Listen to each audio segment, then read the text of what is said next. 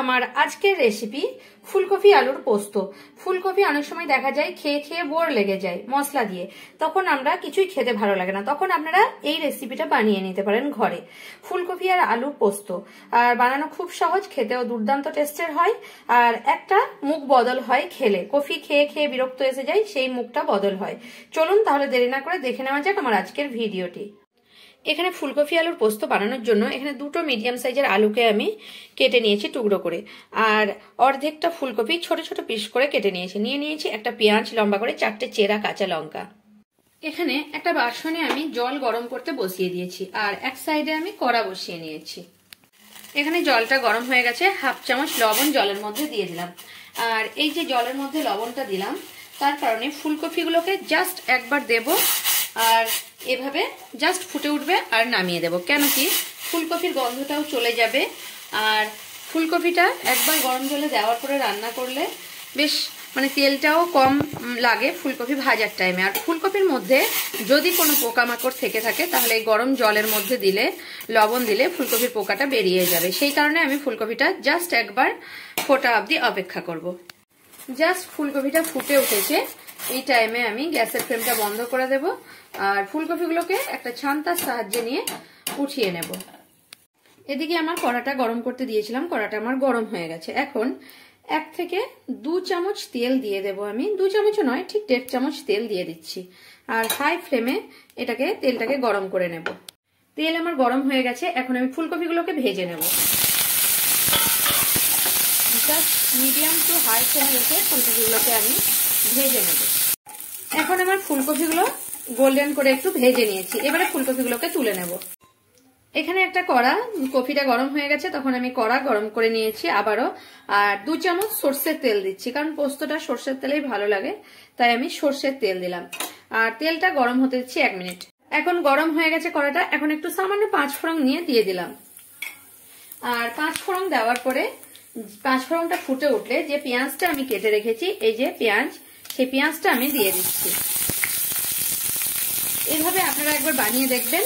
Coffee সবসময় খেতে খেতে একটা বিরক্ত ভাব এসে যায় যখন লাস্টের দিকে কফি হয়ে যায়, বা এই টাইমে কফি তো অনেক খাওয়া হয় ফুলকপি, কিন্তু ফুলকপির তরকারি বা ফুলকপির কোনো রেসিপি খেতে যখন ভালো লাগে না, তখন আপনারা এই সবজিটা বানিয়ে নিতে পারেন। এই পোস্তটা, সবজি ফুলকপি আলুর পোস্তটা আপনারা একবার বানিয়ে দেখতে পারেন ঘরে, খুব সুন্দর লাগে। রুটি, লুচি, পরোটা বা ভাতের সঙ্গে দুর্দান্ত লাগে। এভাবে মিডিয়াম ফ্লেমে রেখে পেঁয়াজগুলোকে জাস্ট 2-1 মিনিট ভেজে নেবো, খুব বেশি ভাজবো না। 2-1 মিনিট পেঁয়াজগুলো ভাজা হয়ে গেলে এর মধ্যে আলুটা আমি দিয়ে দিচ্ছি, পুরো আলুগুলো আমি দিয়ে দিচ্ছি। এখানে মিডিয়াম ফ্লেমে দিয়ে এখন পেঁয়াজের সঙ্গে আলুগুলোকে আমি ভাজতে দেব। আর এখানে আমি আর একটা জিনিস দিয়ে দেবো, অল্প একটু নুন দিয়ে দেবো, তাহলে আলুটাও সেদ্ধ হয়ে যাবে, পেঁয়াজটাও গলে যাবে। 1/2 চামচের মতো লবণ আমি এখানে অ্যাড করলাম। এবারে ঢাকা দিয়ে এটাকে আমি হতে দেবো, আর মাঝে মাঝে নাড়তে থাকবো। 10 মিনিটের জন্য এই প্রসেসটা আমি চালিয়ে যাব। ওখানে আমি আলুটা ভাজতে দিয়েছি, আর এর মধ্যে আমি পোস্তটাকে বেটে নেব। আজকে আপনারা চাইলে গ্রাইন্ডারের জারে বেটে নেবেন। প্রথমে গ্রাইন্ডারের জারে দেবেন, তারপর শুকনো 1-2 পাক ঘুরিয়ে নেবেন, তারপর জল দিয়ে বাটবেন, দেখবেন খুব ভালো বাটা হবে। কিন্তু আমাদের আজকে এখানে কারেন্ট নেই, তাই আমি শিলনোড়ায় বেটে নিচ্ছি। এখানে দেখুন আলুটা আর পেঁয়াজটা একটু ভাজা ভাজা হয়ে গেছে, কিন্তু আমি পেঁয়াজটা খুব বেশি ভাজবো না, তাহলে কিন্তু একদম বাজে লাগবে। এখন আমি কফিগুলো এর মধ্যে দিয়ে দিচ্ছি, আর চেরা 3টে কাঁচা লঙ্কা এর মধ্যে দিয়ে দিলাম। আপনারা যেরকম ঝাল খাবেন সেরকম দিতে পারেন। এবার লো ফ্লেমে রেখে এটাকে ঢাকা দিয়ে দিয়ে আমি হতে দেব। একদম লো ফ্লেমে মাঝে মাঝে ঢাকা খুলে নেব আর নাড়তে থাকবো। এবারে 5 মিনিট পরে দেখাচ্ছি, দেখুন সবগুলো তেলের সঙ্গে ভাজা ভাজা হয়ে গেছে। আমি কিন্তু আজ পোস্ততে কোনো হলুদ ব্যবহার করব না, কারণ শুনেছি হলুদ ব্যবহার করলে পোস্তর টেস্টটা অতটা ভালো লাগে, হয়তো কারো কারো ভালো লাগে, আবার কারো কারো ভালো লাগে না। আমার ভালো লাগে না সাধারণত, তাই আমি হলুদ ব্যবহার করব না। এবারে জল দিয়ে দিচ্ছি আলু আর কফিটা সেদ্ধর জন্য। আমি কিন্তু এখন পোস্তটা দেব না, মিডিয়াম ফ্লেমে রেখে এটাকে আমি সেদ্ধ হতে দেব। তারপর পোস্তটা আমি কখন দিই সেটা আপনাদের দেখাবো। এবারে সেদ্ধ হয়ে গেছে, আর এখন আমি পোস্ত বাটাটা দিয়ে দিচ্ছি, আর পোস্ত বাটাটা দিয়ে একটু নেড়ে নেবো এটাকে।